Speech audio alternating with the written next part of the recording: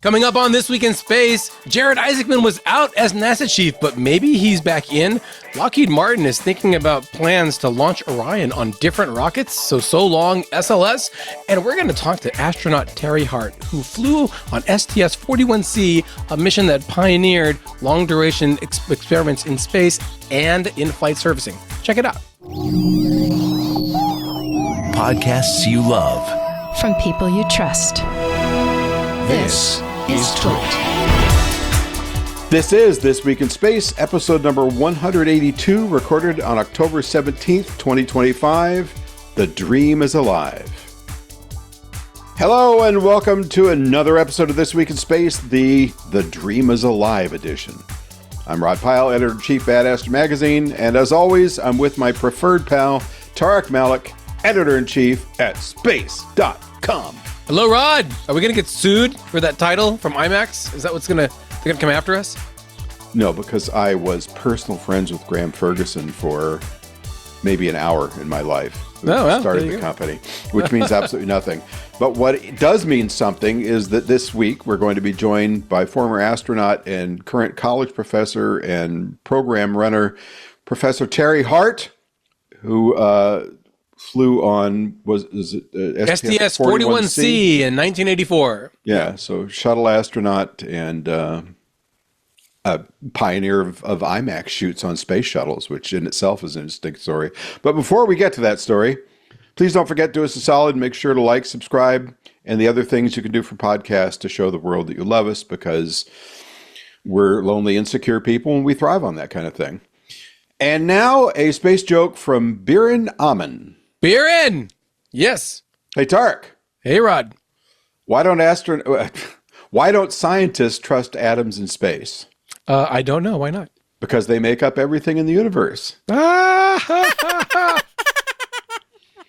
I've heard that some people want to scatter our electrons when it's joke time in this show, but you can help by sending us your best, worst, or most indifferent space joke at twis@twit.tv. That's TWIS at twit.tv.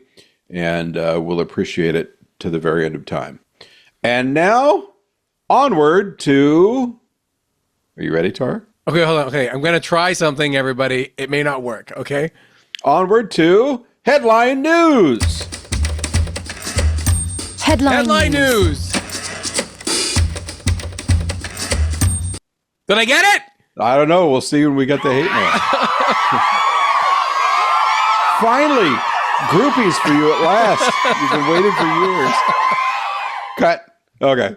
We're gonna see if I got it. I'm trying to nail it because my sister finally explained the lag problem to me, and so now I understand it. So I had to. I'm sorry. We've been hearing. I'm on my end. Yeah. It was on point. Yeah, but for whatever reason, when people are listening to it later, they say there is an appreciable lag. Well, because I say it in those ones when I hear it.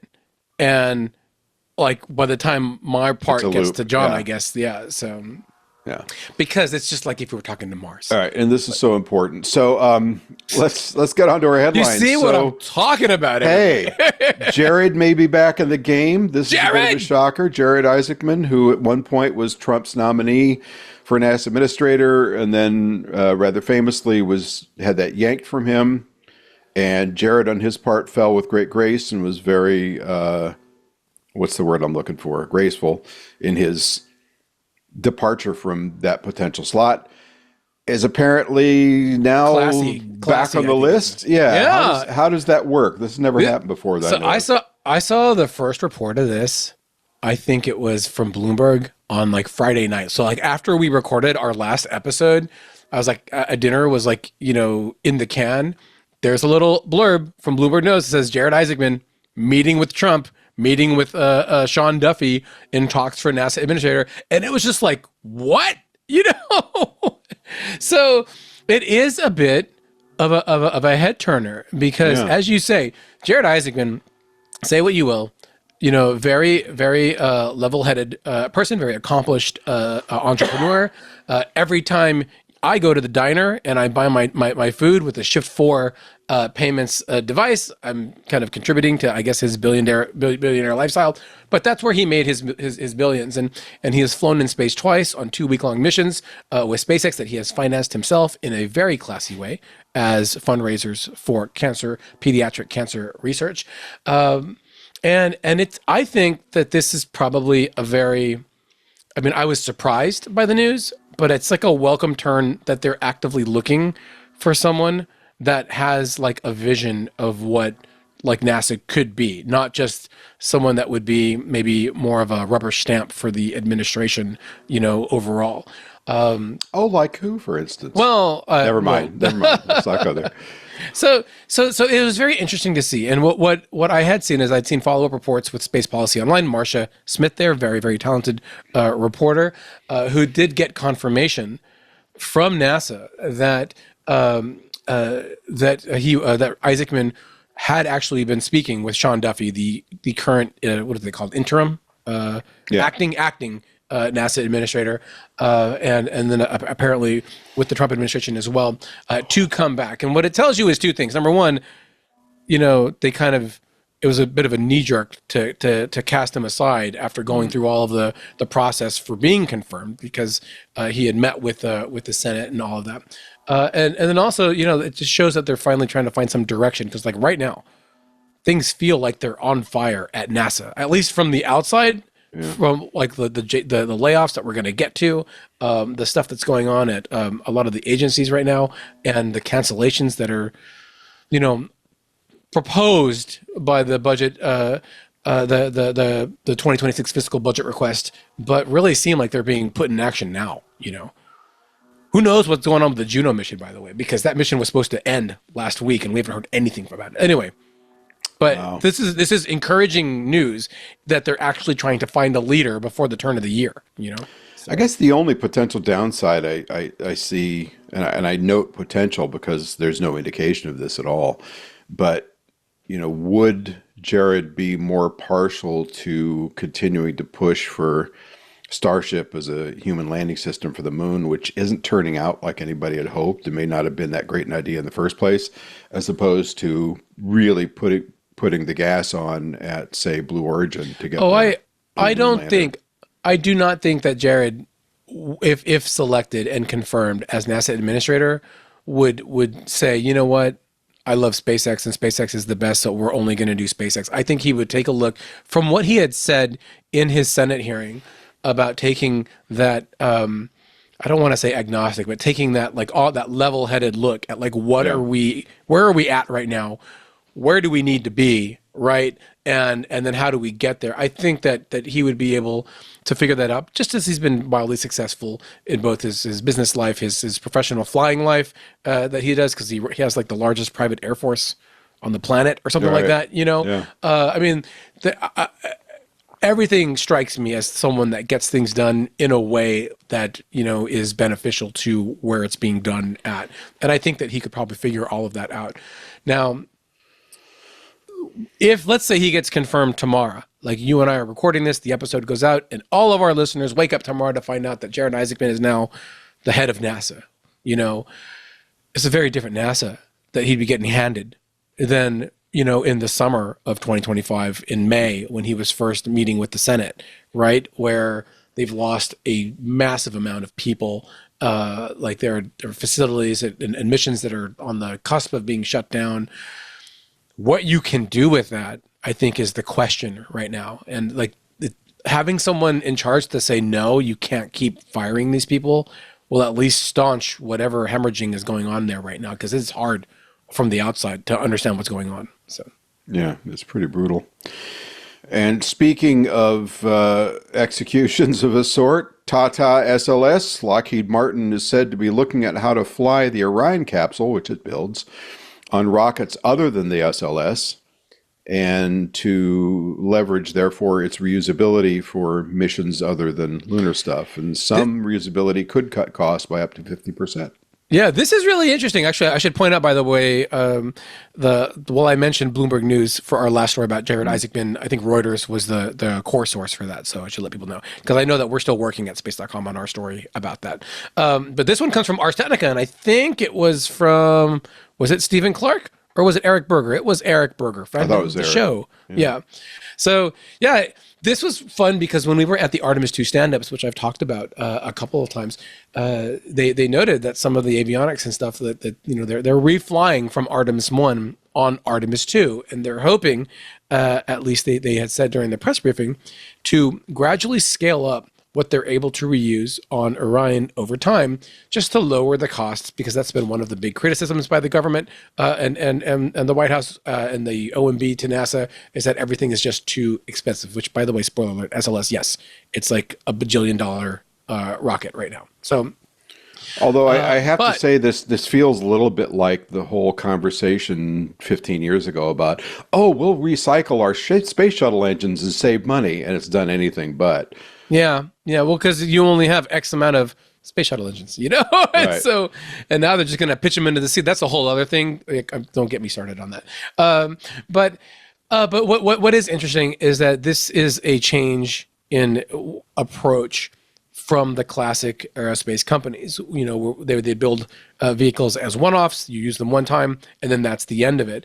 They have seen the success that SpaceX has been having with their Dragons. I think that their Dragons have flown, including the cargo missions, on numbers on par with the space shuttle program. They're getting close. I'd have to go back and double check how many they've flown, but in terms of like the pace per year, and so they've seen that. They see what the need is going to be, and I think honestly, like Lockheed is looking beyond just the Artemis program with Orion. They may not have anything fixed yet, but if SLS is only going to fly how many times? Once a year, every year, when it's operational, if that, and there might be other folks that need a different way to get to space or another destination that we talked about in the past. We've had, Vast and other companies on the show talking about commercial destinations. They might need to go somewhere and not have that rocket. So preparing their vehicle to be booster agnostic, at least, so that it has a different option to get to orbit, is very prudent. Plus, they're building a new rocket anyway, along with Boeing with their Vulcan rocket. And having a crew-rated vehicle for that could open some avenues of business. In addition to making it more affordable for NASA to use, that maybe they weren't initially thinking about, because we've seen, like we were just talking about Jared Isaacman. The man has bought 2 flights with, I think, at least 2 more from SpaceX, private flights. And SpaceX has flown a few other private ones as well by this point. They could look for that business eventually, and try to find that too, if they can get this to work and have some more options so that they're not locked to SLS. So that will be very interesting to see. And it also brings to mind a pivotal speech that we got from Mike Pence about, like, if one company can't do it, they'll find a way by any means necessary to get to the moon back in, what was that, 2011? Something like that? 2019 or something like that. It was around there. Pandemic. So Still a whole different NASA then. Yeah. And so it does show a bit more flexible thinking about what their spacecraft could do. What other types of use cases could you find for it over time, and how can you make it more affordable over and over again, instead of just taking the deal and saying this is what it costs. And I think that'll be very interesting to see, because it'll be a service now and not a product, and that comes with a lot of other obligations, but also maybe other opportunities for your vehicle. So. There's a joke in here somewhere about competing with Starliner, and I have quotes around the word competing, but I won't go there. It looks like SpaceX has flown various iterations of the Dragon about 60 times, just so you know. Yeah. So almost half the 130. Yeah. 135. In what is it? In 4 years? Is it in 5 years? In 5 years. Well, no, that's how long they've been flying crews. But if you include the cargo runs, it was prior to that. Yeah. But still, it's a lot. It took 30 years to fly 135 missions for NASA for the space shuttle. Just for the shuttle, yeah. Yeah. And woe to Jet Propulsion Laboratory. Yeah. And it's the only field center at this point that I have any direct view into, but the place is downright funereal as they watch yet another 550 people be escorted out the door with their file boxes by JPL security, because that's how they do it. So that's another 11% of the remaining workforce, which puts us down by somewhere between 22 and 28% total. Yeah. Yeah, very close to 30%. And according to some folks there, they feel that they'll basically be able to fly out the missions they already have in space, maybe complete a few more like Dragonfly, and that's kind of the end of the pipeline at this current level of funding and reduction in force. Now, that said, they've had reductions in forces before and then bulk back up as missions allowed, but this is the largest one that I can remember since I've been tracking them, which is a long time. Yeah. And the most, judgment call here, the most ham-handed and kind of random, because, you know, as Alan Stern said when he was on here, for missions that are out there doing their thing, they're paid for. These are tax dollars spent. They're out there. Running a mission is a lot cheaper than building or launching a mission, and it's just a total head scratcher. Now, admittedly, JPL stuff tends to outlive its warranty, and it can get long and expensive. Look at Voyager. It's not very expensive anymore, but it's been going for 45 years-ish. So, you know, there may be a point at which you do start turning off some things, but when they're, you know, let's look at, for instance, the Mars rovers. I haven't heard anything about them being directly threatened, but it can't be far away if we continue on the trajectory we are, and they're still doing good work. Yeah. And if you shut those down, yeah, we got nothing going on when the Chinese make their next landing and go over and grab our. We at least want to have the cameras on so we can see their drone come and pick up the samples that Perseverance drilled and take them away. Perseverance's pocket. Is that what you're saying? Yeah, kind of, sort of. No, this is it is really sad, and I think this happened on Monday, if memory serves, as we're recording this on a Tuesday. Yeah. So and this was one that Space.com did cover. You know, we've got a lot of history covering JPL. Just as I think Rod, you used to work there, as well. So you've got a lot of friends there too. A lot of friends of the show are at JPL, and our hearts are with those folks for sure. But 550 people, that's 11%, right? Is what you said there? Roughly. Yeah. And so the big question in our minds is... Oh, excuse me. That does not include the contractors that were, like myself, who were allowed to just have their contracts run out and not be renewed, which is another way of firing people. It's just not one you can point a finger at. Yeah, yeah. And the question in my mind, and I think you alluded to this, is, you know, the whole tagline, the whole legacy of the Jet Propulsion Laboratory in Pasadena is that they dare mighty things, right? I think we've had folks from JPL talking about that on the show here with us, about how they're able to kind of do all of that, how they can land a car, not one, but two cars, nuclear-powered cars, on Mars, you know, doing all of these crazy things for years upon years at a time. And if they can still do that with these cuts that they're doing, because from the outside, it feels like it must be impossible to try to get anything working and together, because you don't know what's going to happen in the near future. And that just sounds like nerve-wracking to be able to get through, to say the least. So, you know, hopefully we get some clarity, but this is all going on in the middle of a government shutdown. We're in week 3 right now as we're recording this. And so it's really hard to understand like where the end games are for all of that. But it does seem like this was separate. And I have one question for you, Rod, and maybe, you know, you might have some insight. But, you know, when Lori Leshin, the former director at JPL, left, you know, I'm wondering, is it because she was told to make these cuts then and said no? Do you think that could be a case, you know, for that? Or is this just another example of, you know, them just trying to make NASA, I guess, feel it, to try to cut people where they can cut people? There is some scuttlebutt about that, but I had also heard that she, perhaps a slight variation of "I'm not going to do it," just didn't want to oversee that, and said, "Okay, it's time to go." So I don't know. And the gentleman that took her place had the unenviable job of coming in and having to execute or orchestrate and execute such cuts. Yeah. But, somebody has to do it if the lab's to survive. And then, of course, there's, the Caltech role is playing the intermediary.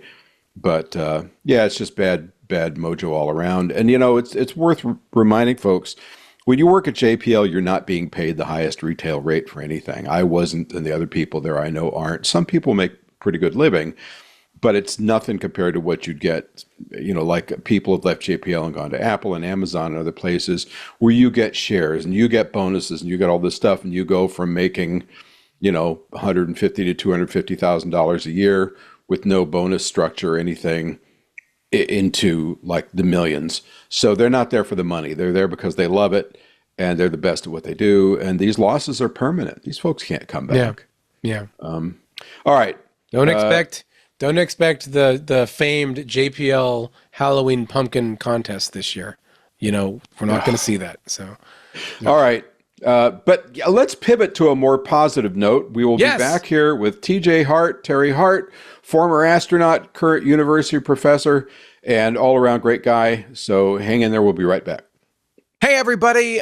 Leo Laporte here, and I'm going to bug you one more time to join Club Twit. If you're not already a member, I want to encourage you to support what we do here at Twit. 25% of our operating costs comes from membership in the club. That's a huge portion, and it's growing all the time. That means we can do more. We can have more fun. You get a lot of benefits, ad-free versions of all the shows. You get access to the Club Twit Discord and special programming like the keynotes from Apple and Google and Microsoft and others that we don't stream otherwise in public. Please join the club. If you haven't done it yet, we'd love to have you. Find out more at twit.tv/clubtwit. And thank you so much. And we are back with Terry Hart, as promised. Terry, thank you for joining us today. Really appreciate it. Great to be with you, Rod. Thanks. And although I'll go into this more detail later, I feel like I first met you in 1982 when The Dream is Alive came out, which was a long-standing favorite, but unfortunately, that was a brief one-way relationship there. But you've had a multifaceted career, so I thought rather than me rattling off the usual resume, maybe you could kind of tell us your trajectory from the point that you graduated high school forward, because you've done an awful lot of really fascinating things. Yeah, I really have been in the right place at the right time. You're very fortunate. So I'm a Pittsburgher. Yeah, I grew up in the South Hills, went to school to Mount Lebanon, off to Lehigh. Graduated from Lehigh in the same department I'm teaching in right now, mechanical engineering.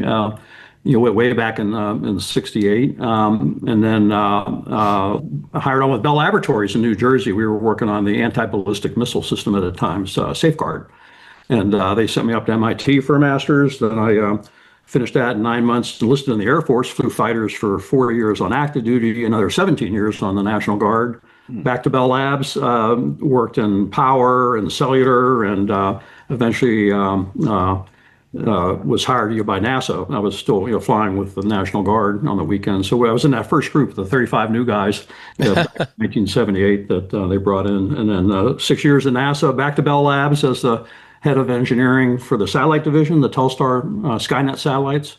AT&T spun that off. 96, 97, I became the president in the Loral Skynet. I worked for Bernard Schwartz, a wonderful man who headed Loral back then, and then retired from that in 2006, and then I started teaching at Lehigh. So I'm coming up on 20 years of teaching, and I love it. I think that Terry just said that for all those Terminator fans out there, that we have him to thank for Skynet, right? And our AI-driven future. Is that what that is? Yeah. People often come up to me about, I guess there was a kind of niche movie about titled Skynet or something with the bad guy. Yeah, some little thing. Yeah, we thought of ourselves as the good guys, so Skynet. I have a question that I ask all of our guests, Terry, and it's just kind of what the path to space looks like, because it's interesting that it's been different for everyone that we have on. Some folks, it's been a lifelong interest or a draw or a passion where they were just trying to find a way in the door, whatever way they could. Other folks found out about it like even after graduate school, once they're in the workforce, and they're like, oh, there's stuff up in space. That's great. I'm going to go there. And what was your path like Yeah. to space? Was it something that was always there, that interest, or did you find it through the work and your experience with the National Guard? Yeah, Tariq, it was totally unplanned. So when I was a young lad, the word astronaut didn't exist yet. And I remember I was 11 years old when Sputnik launched, and growing up in Pittsburgh, as I said earlier, and it was in the newspaper that it was going to be visible a week or two after launch. I think it was right after sunset. So all the neighbors and I were out in the street of our home there. And sure enough, it came tumbling. It was blinking, like because it was tumbling, and everyone was kind of aghast at the time. The Russians had taken control of outer space, and we were going to become their minions or whatever. But that, I fell in love with the whole idea of exploring and all, and I kind of wanted to fly, but never really planned on being an astronaut. I was just in the right place at the right time with my Bell Labs engineering experience and flying fighters with the New Jersey Guard, on the weekends. I was kind of in a nice position there in 1978 when NASA hired that first class. Oh wow, that's good timing. Good timing. That's pretty cool. What was your plane? The airplanes I flew? Yeah. Yeah. Well, I started off with the F-106. We were the first lieutenants in the Air Force to fly that Delta Wing fighter, and it was a wonderful airplane. And I had a deployment up in Maine, so I was escorting Russian bombers down to Cuba. That was our mission. The Tu-95s going back and forth, and then I got off active duty at the end of 72, I guess it was, and joined the National Guard, where I flew both with the New Jersey Guard F-106s. And then when I was with NASA, I actually flew with the Texas Guard, and they're out of Houston, F-1s and F-4s. So I had quite a nice Air Force career, as well as my time at NASA, of course. I feel obligated as a fellow, what do we call ourselves, New Jerseyans? Is that what we are? So, to ask if there's something in the water, because there are so many astronauts like yourself from New Jersey. I mean, just where I am, we've got the Kelly brothers from West Orange, we've got Buzz from Montclair, and then it's like you throw a rock, you find a house where Washington slept, and the hometown of an astronaut. I'm just curious if there's like a New Jersey club that was coming up while you were at NASA there. Yeah, I guess I would never made a connection. I've met some of those people, but they were all in different generations. I guess we New Jerseyans are kind of spread, across the astronaut groups. But Buzz I last saw was back in 2017. I guess there's a collection of MIT graduate astronauts. I think it's up around 20 or something now. It's quite large. Wow. The last time I was at that group, Buzz was there back in 2017. And but yeah, the collection of astronauts now, I'm not sure how the Association of Space Explorers has gotten pretty big now. That's all the astronauts and cosmonauts and other people on it. Must be up around 500 members now or something. Well, if it's not in the water, I think my hopes are getting dim. So I'll have to look elsewhere. So.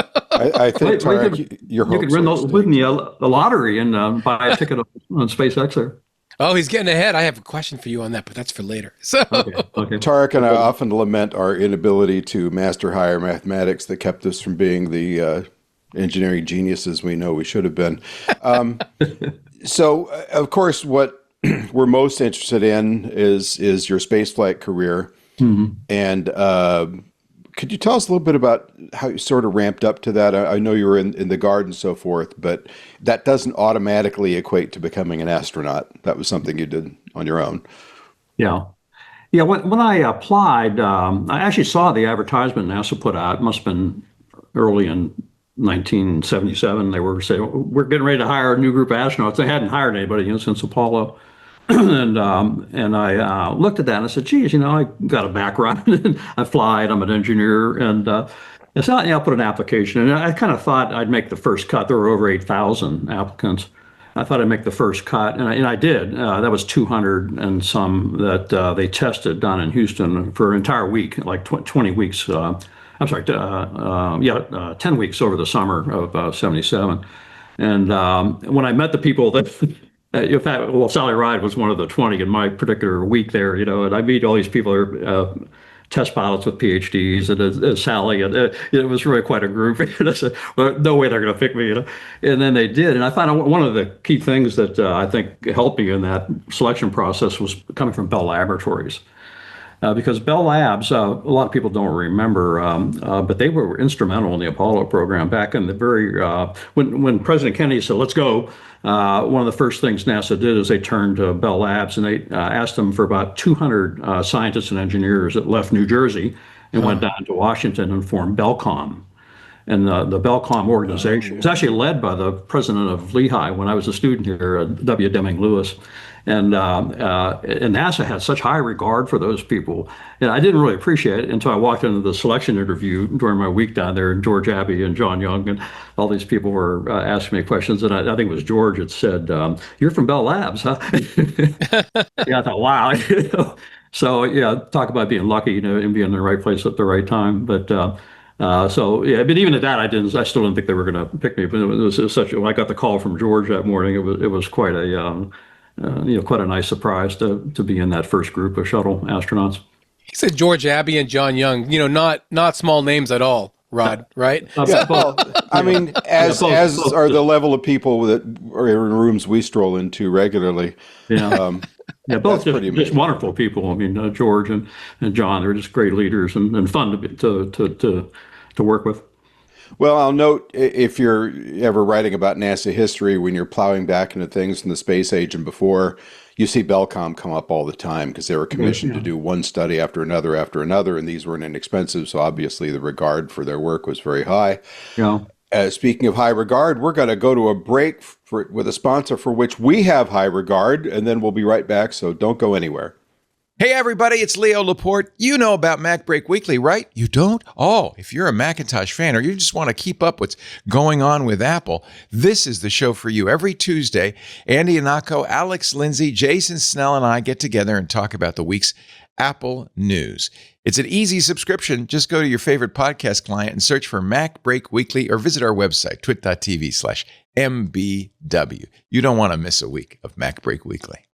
Well, Terry, I think Rod let the cat out of the bag when he was talking about his first exposure, I guess, to your career through The Dream Is Alive, because that was actually one of my first. Actually, I guess it was. I found out after the fact when I learned that you were coming on the show, that was my first introduction to you as well, because that was I think I was 15, and I don't want to date myself at all, but I think I have.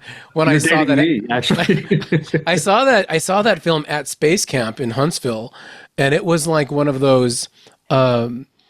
Like those core moments, where you realize that something that you're interested in is not just like an abstract concept, but it's a whole industry and career path unto itself, which, along with many other things that you mentioned, being in the right place at the right time, led to, is very similar, to finding a spot at space.com, which has been great for the last quarter century. But I'm just kind of curious how you approached becoming, being an astronaut from an engineer status. You apply, you get in, what that process was like for you, and then what it's like when they said, "Hey, it's great. Now you're going to ride a rocket. Here's a IMAX camera. You're going to be, which, by the way, is the a robot size of arm a suitcase. Yeah. Huge. There's a photo of it. There's a photo of it. John, line, what is this, 37? There it is. So wow. Yeah. And as I recall, because the film's 70 millimeter, those things torqued up when they started, right? Yep. Yeah, we were the first crew to fly the IMAX camera, so we worked very closely with Graham Ferguson, was the lead developer, the head of IMAX at that time up in Toronto. So we had 2 weeks ago, Toronto, that and the mechanical arm, the RMS. But we had fun training with them. But it was very clear that they were really nervous about all these amateurs taking this film in space. It turned out it was kind of hard on the ground actually to handle that camera because it was so big and heavy, and you had to change the film out. The film was in big canisters like this, sealed, of course, and you had to take the you had to go inside a black bag, and that was like really hard to do on the ground because the camera was pretty heavy. But you had to take blindly, and then you had to take one roll out of the can and put it in the camera and put the one you just shot in the can and seal it so it didn't get exposed. So it was tricky, and if you mess it up, you'd blow the whole 6 minutes of film. I think was was on each one. So they were really nervous about it. But we trained, and that was one thing we found out that was easier to do in space. Both things are tougher, yeah, but that one was easier because you're weightless. Of course, the bag was much easier to handle.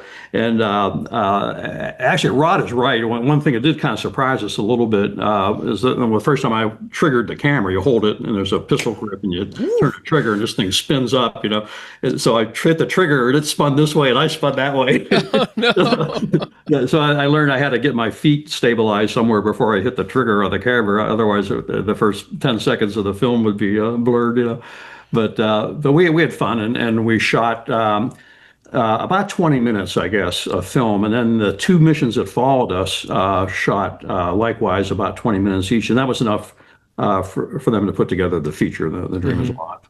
Wow. So not to get too sidetracked on this, because we're here to talk about you and not that film, but I think what was so transformational for a lot of us is seeing that. I mean, besides being the first large aspect ratio motion picture, I mean, you can't go to an IMAX film without having some kind of emotional involvement. No. But just it was beautifully done. The work you guys did was sensational. But having Walter Cronkite as a narrator, and for those of us who grew up during the space race, Walter Cronkite was the guy, right? Very special. Yeah, he really was. And his almost loving, I mean, you could tell how engaged he was with the subject matter, his almost loving handling of the voiceover for the film. But I think, and this is what makes it almost quaint today, it was such an optimistic look at the program. This is very early days with the shuttle. And, they didn't say specifically, okay, we're going to fly once a week or anything, but he said, frequent access to space, it's reusable, we'll be able to deliver more stuff than we ever have before and all that. And the shuttle was a wonderful machine. It just didn't live up to those early predictions. But I watch that film now from time to time, and I guess it's almost a guilty pleasure, because it was this era of great promise that we've only now started to come back into. Do you have any thoughts on that? Because that was really your era. Yeah, I mean, we it was interesting. About maybe 3 weeks after we got back from our mission, the raw film we shot was available, and we our crew hopped in some T-38s and we flew up to Fort Worth to the IMAX theater there, and they just had a special viewing for us of the film. We all sat there. We thought we were back in space again. When it was there's a couple different kinds of IMAX, but this is the one that kind of wraps all the way around. Omnimax, yeah. Omnimax, yeah. And we sat in those chairs, leaned back, and we felt like we were weightless again. It was really dramatic. And then, of course, like you said, that was the easy part, putting the film, shooting the film. The people that put that feature together, and then of course Walter Cronkite, like you mentioned. There was a point in the film where I think after I captured the Solar Max or whatever. Mr. Cronkite says, and TJ captured the satellite or something like that. Yeah. I thought my mother was going to have a coronary. Because he was, even for me, my generation growing up, he was a real role model in journalism, and for my mother's generation, particularly, it was very special. I have a little side story about Walter Cronkite, if you want to hear. Oh, yes, sure. Please. Very shortly after I left NASA, I got a phone call, and they asked me to be on a committee to select the first journalist to fly in space. And this was just at the beginning of the program, where they were going to start looking at civilians, going into space and all. So I met a couple of times, and there were editorial people, senior people in journalism, and I was the token astronaut on the panel. So NASA had asked us to pick to pick 5, from the hundreds and maybe thousands. I can't remember how many, and he was among them. He was among the 5, and unfortunately the program got canceled, of course, after Kristen McAuliffe was killed in the Challenger. But I think in all likelihood, NASA would have picked him, and he would have had a chance to go. Oh yeah, boy, he would have just knocked it out of the park. I just wanted to add. And you already kind of alluded to this, but I had the pleasure of meeting Graham Ferguson once, and I was already completely in awe of his work. And I was kind of stumbling over my words, and kind of half asking for a job and not quite getting around to it. But he was very kind and sympathetic to my plight of being tongue-tied, and just a real gentleman. And I thought the work that they did, especially in that era, I mean, these were not casual undertakings. IMAX was a really expensive format to shoot in. And even where you've seen the theaters, I'm sure, where they have these platens of film. They're 4 feet across, and then the film has to fly up 40 feet into a projector and come back down. The projector's water cooled, so it doesn't burn these expensive prints. I mean, it was an insane format that I'm sure nobody misses today with true high definition video, but it was quite a reach at the time and a real accomplishment by those guys. Okay, Tarek, I'm sorry I jumped in on you. That's all right. Well, one of the things we wanted to talk about was the mission, right? Terry's flight in space in 1984, STS-41C, of which the most visual part, obviously a moving experience for Rod and I, was seeing the mission as it debuted. But in The Dream Is Alive, actually, I have that on DVD and the soundtrack. It's amazing. So, but I know, right? But I think that a lot of folks, a lot of our listeners, and a lot of young people now, the engineers that would design the missions of the future, may not be familiar with, I think, some of the more, I want to say, like milestone moments of that mission. So STS, just as a reminder for folks, it was a mission in 1984.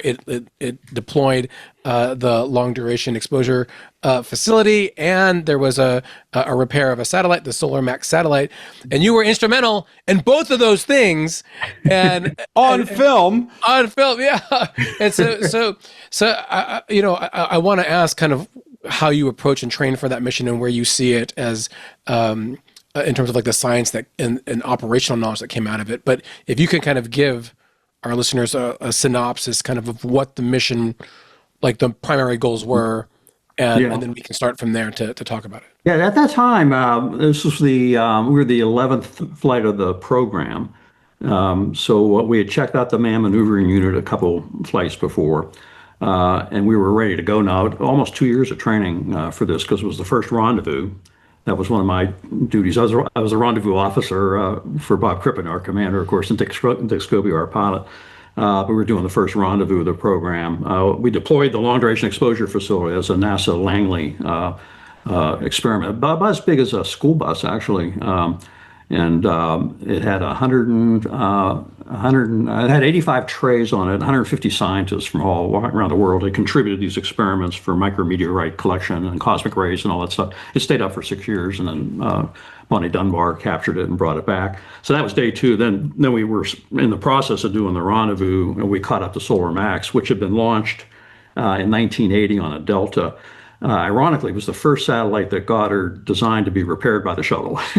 And about 3 months after it was on orbit, it actually blew some fuses. It had a thermal hotspot in the attitude control system, and the fuses derated, basically, and they lost control of it. So it was spinning slowly, but spinning sort of pointed at the sun to keep its batteries charged. But for years, it was waiting for us to get there in 1984 then. So all the stage was set, to do all that, and we had decided to use the man maneuvering unit that George Nelson, Pinky, or Jim Van Hoft and Ox, so Pinky and Ox were our two spacewalkers. So they were outside, ready to go. We just finished the rendezvous. I had the arm ready to go, and Pinky was going to dock to the Solar Max, stop the rotation, and then I could grapple, because the grapple fixture was right underneath one of the solar panels, so it was kind of hard to get at if it was spinning. And we were all set for that to work, and Crippen did a beautiful job of bringing the Challenger in like real close, and Pinky flew over, and he went to dock, and he bounced right off the satellite. And so what was that? No one could figure out why the jaws didn't grab the pin on the satellite. So he did it again, and I think he did it the third time. And each time he hit the satellite, he imparted energy on it. So now the satellite, instead of just spinning slowly, it's tumbling. So we were beside ourselves, not knowing what happened there. So we didn't want to get dangerous. So we brought Pinky back into the payload bay. And I tried a couple times to get that fixture, but every time I was getting close, I would reach one of the limits of the arm. So it was a real mess, and mission control didn't have any idea, so we backed away. Several miles, behind the satellite then, and parked in the same orbit for a day. And then, fortunately, the Goddard people had some control. They had a program called BDOT, which reacts the torquers against the Earth's magnetic field, and they managed to get the energy out of the spinning satellite, the tumbling satellite. And they were fortunate because the batteries were almost dead on it, and it stopped finally, and it was pointed roughly at the sun when it stopped.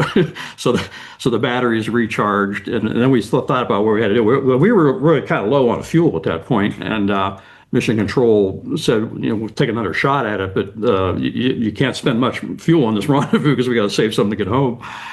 So again, Crippen and Scobie, did just such a great job. They brought it back in again, and now it was spinning slow enough that I could capture it with a mechanical arm. So when I had it on board, then Hickey and Ox went back out again the next day and did the repair work. So it was quite a good demonstration of how our training pays off so much. Between the crews and the mission control engineers and Goddard too. Everyone was involved. Hundreds of people trying to make this work, and we pulled it off, so it was quite a nice accomplishment. Wow. That really is an amazing achievement. We'll be right back after the short break, so go nowhere. Well, that is amazing, Terry. Should we be calling you TJ, by the way? We forgot to even ask at the start of this. Oh, no, that's okay. I answered Terry, TJ, Professor Hart, Dr. Hart, whatever. But I picked up that handle, as they say in the Air Force. Everyone has a nickname or whatever in the call sign in the Air Force. I picked up TJ, and it's stuck at NASA. I think, Tarek, since we're not astronauts, we don't have the right. Yeah. Why? Well, that my initials are also TJ. So Okay. That's right. People would get confused, right? So that is better than Pinky, I suppose. Move right? along. Move along. No, that whole scenario that you described not only sounds like nail biting overall about what to do with this satellite nearby, but it seems that when combined with the deployment of the long duration exposure facility, which really had all of the experiments, like you mentioned, about different materials and how they react to space, that really set up like the long duration, like living in space, what we've seen 25 years now with the International Space Station. But the Solar Max part of it, also adds that servicing requirement, one of the hallmarks, the selling points that Rod mentioned of the shuttle. And I'm just very curious, like how you see those moments. I mean, looking back now, as really demonstrating that use case for having not just robots in space that are able to do things, but having people up there to conduct the science, to be able to troubleshoot issues, and then ultimately, because this repair was successful, show what life and living and maintenance in space would look like. Yeah. Yeah, I think it's a whole new industry for the future. These satellites are so expensive. Like, take our geostationary satellites, like our Telstars and all. They typically reach end of life, 12, 15 years. They don't have enough fuel left to maintain their orbital positions anymore. And yet, usually 3/4 or maybe more of the transponders are still working. So if you can find an economic way, to refuel those very expensive satellites and keep them going, that's a whole industry in itself. And Goddard does a lot of that. Frank Ceppolini was the father of our at Goddard. He was the father of our mission in the sense that he proposed the Solar Max rescue to Congress way back when, and even a few years ago, I think he still hadn't retired. I mean, he's not retired now, but he's still working satellite servicing. So we used to call it satellite repair, we don't want to do it because it's broader to think of it as a servicing. 'Cause the Hubble, for example, I think we, if I'm not mistaken, there were 4 servicing visits after we deployed. One to fix it, of course, the major flaw in the mirror they fixed. But they went back a couple more times, and it wasn't repairing things; it was taking up new technology, new gyros and new instruments, and putting them on the spacecraft. So, once you have the main bus up there and it's working, if you can find economic, ways to service them, that's well worth doing. That's it's an amazing story. Now, of course, we can't really avoid talking about it, but a certain generation or generations, a couple of generations, when you hear the name Challenger, of course, you get a little hitch in your throat because of that terrible accident. And I imagine, I mean, it's bad enough for those of us that were just watching the program from afar, but having been a part of the program, being a fellow astronaut, it's got to be tougher. And having flown on that spacecraft, I can't imagine how that must have struck when that happened to you. And of course, those people were your friends and your associates. Five good friends lost that day. And Dick Scobie, of course, was our pilot on our mission. That was his first mission as a commander. Yeah. Obviously a national tragedy. And I think those of us that were close to the program, I think most of us felt, we're going to lose one someday. We're not going to fly. The original shuttle manifest was supposed to be 500 missions. So the thought of having that kind of reliability and something that moves that fast with all that energy is a stretch. So we figured, but we always kind of thought it would be some bolt out of the blue. You'd have a turbine blade come off. There was no way to predict it or whatever. What did happen, though, sadly, should have been avoided. And the same for Columbia. We should not have had any failures in the 138 missions or whatever it was that we flew the shuttle. And it's a tough situation. You need two things to make a human space program as safe as you can make it. You need leadership at the top that constantly reinforces the quality and safety. And people like Chris Kraft and Gene Kranz and the legendary people at NASA, they did that. And it's not easy to do over a long period of time because there's a tendency, not so much during Apollo because there were so few missions, but during shuttle, when you start to get rolling, you think, well, this is an airline, right? Right. It's not an airline.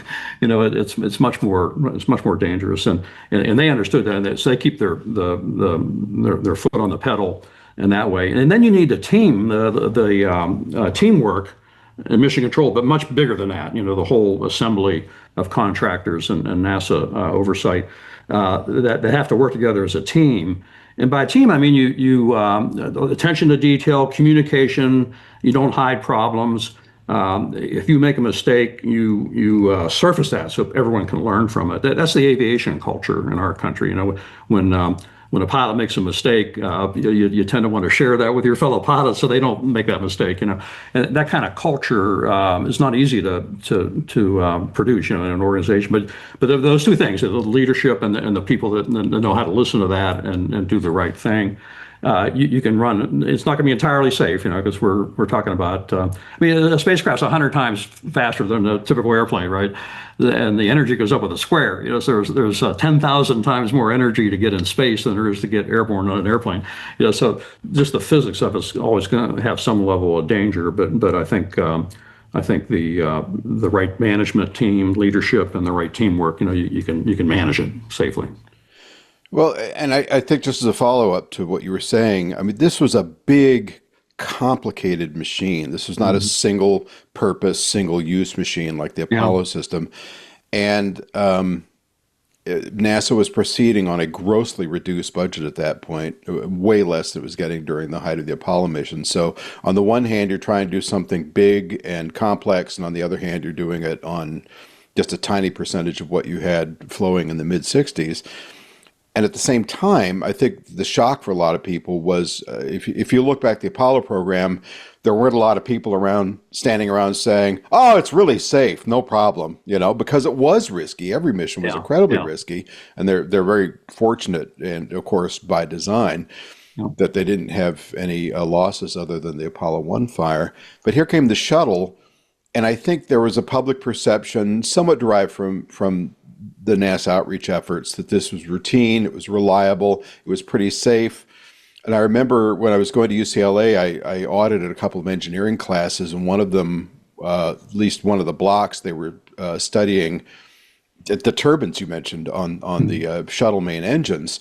And the professor was saying, these things spin up from 0 to whatever it was, 70,000 RPMs, like that. Right. That's slinging a lot of metal around really fast, and you just got to realize that blade isn't perfect. That's all it takes. And I thought, how can this ever work? So when you look at it in toto, I guess it's not surprising that we lost a couple, but again, as you said, probably shouldn't have happened, and it was as much an institutional involvement as it was a technological one, I guess, when you look at the whole picture. But I just want to get your take on that because it was such a seminal moment for so many of us. Tarek, over to you. Yeah, I'm very. It's a real heavy subject to follow up on, Rod. So, Sorry. That's all right. Why do you think I handed it off? Well, I'm very. One of the thoughts that comes to mind, though, like I've been thinking about this a lot when I learned that you were interested in joining us, is to kind of see what your take is on kind of the current state of that risk assessment, because we are now, very. When you joined NASA as an astronaut, the shuttle hadn't flown yet, but you knew there was a new vehicle coming, a new mission coming, if you will, right, with a type of vehicle. And we're at a point now where we just got this brand new astronaut class just last month, and they are coming in where NASA has a new vehicle flying, and it's got a new mission going to the moon, hopefully next year, right, with its own set of new risks and tantalizing new rewards. And I'm curious about where you see that commonality about what is important with, you mentioned leadership, and like right now NASA has an interim, leader, like not even a permanent one as they approach this big milestone. Is the tone the same, or do you see it as a wholly unique one just because it's a different generation, it's a fully different mission, we're leaving orbit to go to the moon? Or is the root risk the same for the astronauts involved? I think the root risk is the same just because of the physics of it all. What the culture is inside of NASA right now, I don't know. I don't work there, but I think the people on the ground there are very focused on what they're trying to do. And we're in the middle of this evolution that you two understand better than I do. I think we're moving from the big NASA programs where they build the rockets to SpaceX and Blue Origin. We're transitioning those kinds of programs to be more and more run by companies, because they now have a revenue model. They have a business model that works, and that transition's gone pretty well. And I think with that, if we can carry that safety culture along, there's no reason that the private corporations can't have the same, because they also have a profit motive. They don't want to have it like the airlines. You don't want to have an accident because of the picture. The same thing in space here. But so I think hopefully those cultures will come along through this transition more to private world. And NASA needs to continue its focus, because it always has to do the things that are hard, the things that there's no business model for yet. Developing new kinds of propulsion systems, nuclear power in space, helium-3 on the moon, or whatever future technologies that we're trying to develop. There's no business model for those now. So that's what NASA needs to do those things, and then hand them over as soon as there's a chance that someone can perfect the business model and continue the process to companies like SpaceX and Blue Origin. Well, speaking of handing over, we're going to hand over to our very last break, so stay with us. We'll be right back. But I just, Terry, I just thought of a really silly question. I apologize if it's going to seem rudimentary. But we mentioned your mission as, STS-41C. And for our eagle-eared listeners, they'll know that STS is Space Transportation System. And they know that missions have numbers, and that's great. But there was a time, and during your flying period at NASA, where NASA put like letters at the end, and I'm just curious what the C stands for. If you could let our readers know, or was it just a weird nomenclature thing that NASA did, because they sure don't do it anymore. So. This is an interesting story. Okay, so we started off with STS 1, 2, 3, 4, 5. We were numbering the missions. And then my mission was assigned. Bob Crippen, our commander, and the five of us all put together and started training. We were STS 13. So NASA didn't like that too much. And ironically, the manifest showed us, I think we were launching on April 13th, 1984, which happened to be a Friday. Oh my gosh. So I think, again, there were never any discussions and meetings or anything about this, but all of a sudden, the edict came down from headquarters that, yeah, we're going to go to this other system. And I think, what was the last number? Was 7, 8, 9, 10. 41A. Well, here's the system. So 4 meant 1984. So the missions that start with a 5 were 1985 and so forth. And then the 1 meant Cape Canaveral, Kennedy Space Center launch. A 2 would have been Vandenberg, which we never did. We were going to take military payloads or high inclination payloads, out of Vandenberg on the shuttle, which never happened. And then the ABC was to be the progressive. So there was a 41A and a 41B and a 41C. Oh. So we were 41C. But it turned out that the 2 missions, well, one was canceled in front of us, and then the other one was delayed. So we actually ended up being the 11th flight. And we ended up launching on April 6th, and they had it scheduled for 1 week, so we're going to land on April 12th, which was a Thursday. You see what's happening, right? How carefully orchestrated. We needed 1 extra day because of the problem with silverback, so we extended, and we landed on Friday the 13th. That's so strange. But we had, in the meantime, while all this was going on, we couldn't help ourselves. I don't have my space shuttle mission cup here, but it's a cup like this with our normal approved patch was on the front with our crew, and the one that went public. On the back was the one that Dick Scobie made, and it was a black cat with a lightning bolt and a big 13 on it. No. Shuttle flying underneath the black cat. So that one we couldn't go public with, but it was a lot of fun at that time. And then I think eventually then they went back to the numbers again after Challenger was lost. They went back to STS 25 or whatever at that point. Yeah. Well, so to kind of touch back on this, not so much the topic of superstition, but of risk, I'd like to know if you could tell us, when you look back at things like Apollo 8, right? You're going out to the moon. You got this one service propulsion system engine to get you into lunar orbit, more critically to get you out of lunar orbit, because at that point your whole free return trajectory thing is out the window. So, this is a big risk point. And then you had, of course, some of the more complicated landings. The Skylab repair, when you really look into it, was very risky. The things that Conrad and I think it was Kerwin were doing up there that they didn't really tell Mission Control while they were doing some of it, and other missions. And then just the design of the shuttle, not having a true abort capability, at least not during the ascent phase. How should a modern NASA, and all organizations change, all organizations evolve. They sometimes become a little more rigid than they were in the early days. And in NASA's case, at least in the estimation of some of the people I've interviewed, they feel that a lot of decision-making has sort of been moving up the tree towards headquarters.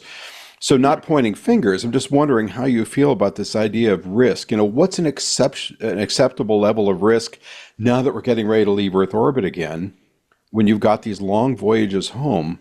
Is there any way to put some kind of a thought to that? I think it's difficult. I mean, it's such a hard number to get a handle on, in a sense. But clearly, it needs a discussion and as to what's acceptable levels of risk. You look at the airline business today. If we have one airplane crash a year in this country, commercial, that's too many. Yeah. So in space, of course, again, because of the physics, we're going to accept something more than that.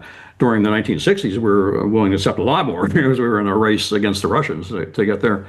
So it all depends on that. But it certainly should involve thoughtful people that have these leadership qualities that I was talking about earlier, and the people that are going to do it. You need to include them. And a lot of times the astronauts that might fly on that mission maybe aren't even hired yet. But there's the astronaut office there, of course, to represent the future missions and talk about what they think is a reasonable level. Yeah, so it's a decision will go on and on. As long as we're exploring, it's going to go on. And once we figure out how to safely operate back and forth to the moon, it's going to be another question for Mars, because it's going to be an order of magnitude more difficult again. I was very, curious about looking ahead to the next, I guess, generation of engineers and scientists that are going to be that. And of course, like your current role at Lehigh, you're instrumental in shaping those minds, and hopefully, I guess, their drives. Maybe there was an astronaut or seven coming out of the programs that you were there, and I was hoping that you can kind of walk us through the new programs that you've stood up there. Before we started here, you were mentioning one that my daughter might be interested in, that you had helped shape in the past. But I know that you've got some new stuff going on there. Yeah. Yeah, there's so much happening now, mostly on the space side, but also in aviation. There's so many good things happening. The industry is bright and growing and lively, and there's a demand, for engineers that have the skills to help that business move along. And so it's become strategic, for Lehigh. So we started. We always had some level. I was in the same department, 60-some years ago, graduating mechanical engineering. We had aerodynamics then. That's all we had. Now we've got. In our aerospace minor, we've got all the courses, propulsion and astrodynamics and flight control and everything, all the courses you would need to enter with bachelor's level. But we think usually students, especially if they want to do R&D in aerospace, you really need to get at least a master's to be competitive in the R&D hiring. So we just announced this past year and started this semester a full-blown graduate program for a master's in aerospace, which is interdisciplinary, actually. It's our mechanical engineering department hosting it, but it's electrical engineering, industrial systems engineering, materials, physics department, environmental. They're all involved in the program to help us offer a broad selection of courses. So you don't even have to be like a mechanical engineer or aerospace engineer from undergraduate to start. You could be a physics major and you can come into this program and get a master's in aerospace engineering. So it's the future, I think, of education, being adaptable, to what's going on in industry to make sure the students are prepared, for careers there. I'm asking for a friend, but do you have to have passed differential equations to apply for this master's program? I was ready for that. Yes, you do. Oh no! Yeah, sorry. I was going to say, Tarek, he's making it easier, but he's not making it easy for dumb kids. Sorry. Sorry, Tarek. Really, for like a hot minute, I was really thinking that's something I could apply to then, the way that you described it. No, we need to enroll in one of those, soft programs like space policy or something where we could just sit there. You go. Have opinions instead of having to have actual correct answers. Yeah. So Terry, you've been a professor for decades. You've now stood up this new program. I'm feeling this slight vacuum for a book, either a text or some kind of a life experience book that would help illustrate these concepts for your students. Anything planned? Nothing planned. I'm fully immersed with my students. My wife refers to my students as my oxygen. I dedicate everything, all my time. So, and every time I start a new course, I've introduced maybe 5 new courses the last 20 years in propulsion and astrodynamics, spacecraft design, aircraft design. I've introduced all these courses. And every time you start a new course, it's like writing a book. You have to go out and find a good textbook, but you have to kind of put everything together in terms of your presentations and the projects for the students. It's about as much work as writing a book. So I think I'm it is. out of time. But thank you for asking. Well, I would be very curious. I mean, on 41C, you had 168 hours in space over that week or so. Yeah, exactly a week. I think almost exactly a week.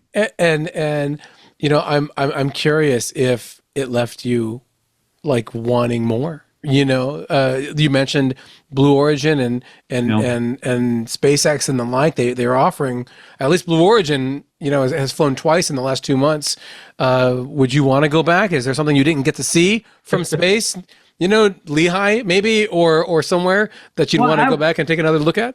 That would answer the calling. I mean, maybe there's a scientific experiment in geriatrics or something I could participate in. But I still fly, though. I not too much anymore, but I still fly with some partners in our twin-engine Piper Navajo here in Allentown. But I think space is for the younger crowd here.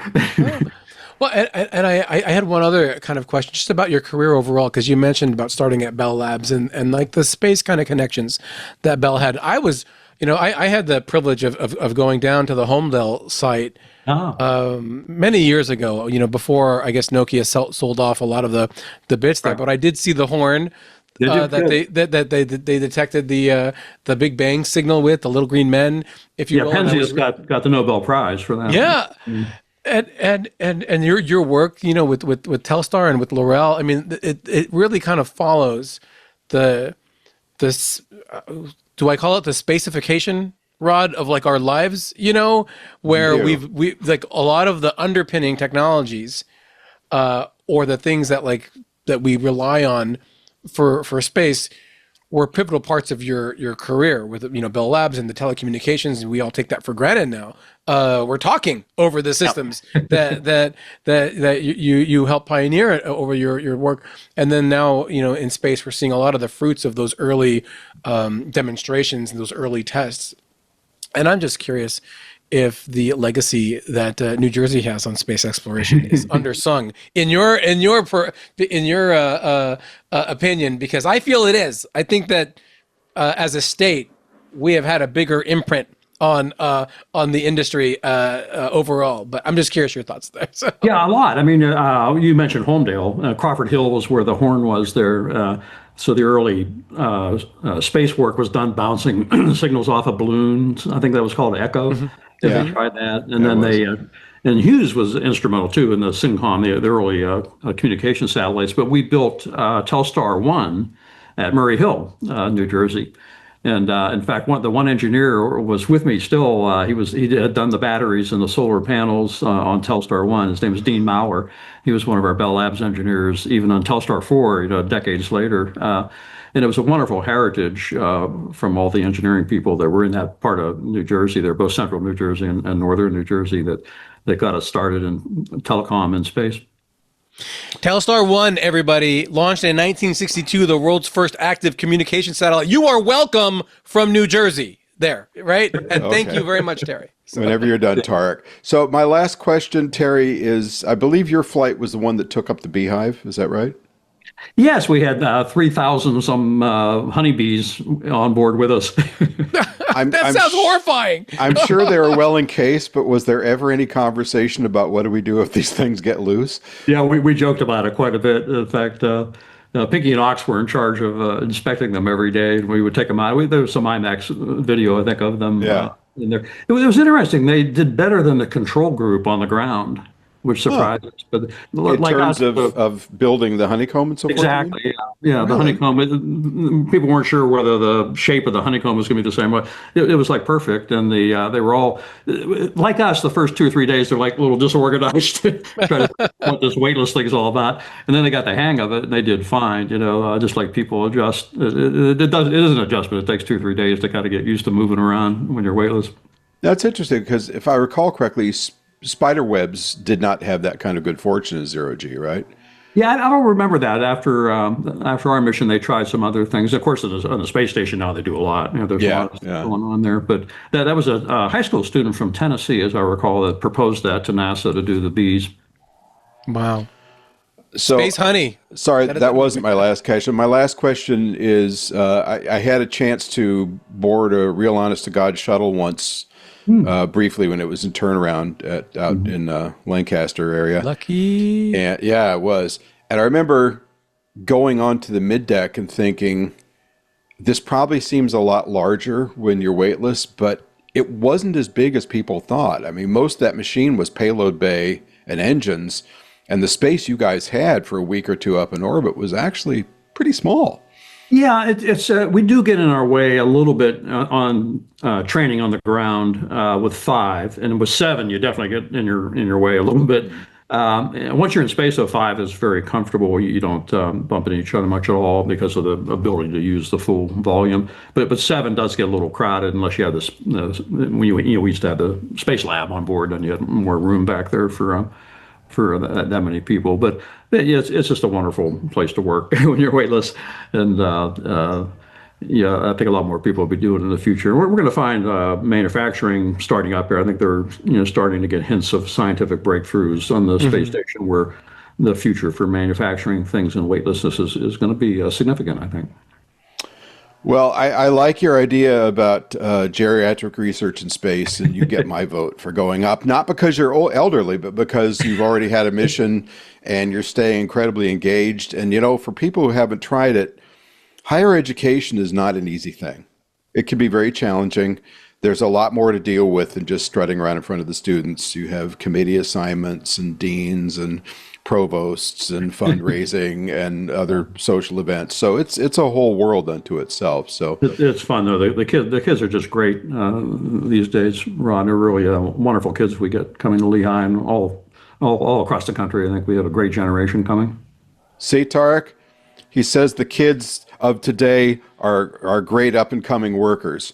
That means they have the right stuff, right? See how I added the space thing? Wow, there you go. Very clever. Well, I want to thank everybody, especially you, Terry, for joining us today for episode number 182, which we're calling "The Dream is Alive."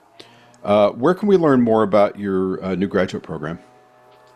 Well, you can go to aerospace.lehigh.com. That's our front page, if I recall right. I hope I got that right. And there's lots of good stories in there about our students. We've got all kinds of, we have a rocket club, we have a spacecraft club, we have an airplane club that all do really, and these kids, they have great passion for what they do, and it's fun to watch them and help them along. Great. And do you have a personal website? Yeah, it's on Lehigh. I guess if you go to lehigh.edu and then search my name, I'll pop up there with the kind of work I'm doing right now, besides teaching a little bit of spacecraft trajectory optimization kind of problems.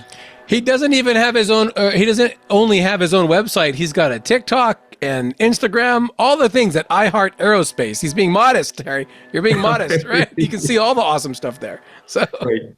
And speaking of awesome stuff, Tarek, how about you? Where do we find you? Well, you can find me at space.com, as always, on X and everywhere else at Tarek J. Malik. This weekend, we don't have a lot of spacey things, so it's really nice. We've got some SpaceX stuff launches, and I'll be watching those. But you can also find me on YouTube at Spacetron Plays, playing video games about space.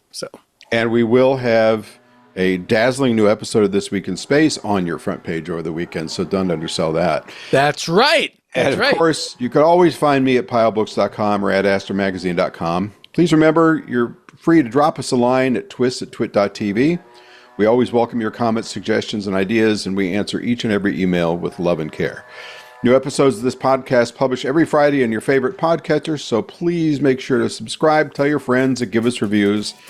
We'll take whatever denomination of thumbs up or stars or eyeballs or whatever it is they give you to give us 5 of, but please give us those because we live and die by your reviews. And you can follow the Twit Tech Podcast Network at Twit on Twitter and on Facebook at twit.tv on Instagram. Gentlemen, thank you for joining us today. It's been a real pleasure. And Terry, it's been great meeting you beyond the IMAX screen. So appreciate you coming in today. My pleasure. Thanks. Thank you.